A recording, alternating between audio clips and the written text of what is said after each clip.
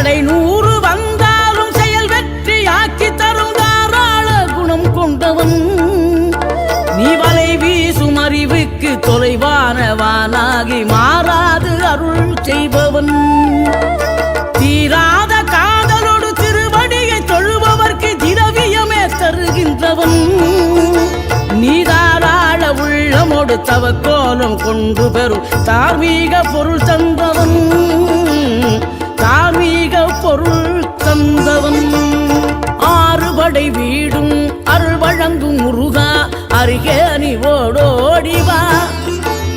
2 முகம் ஜொலிக்க 2 கரங்களுடன் ஆதர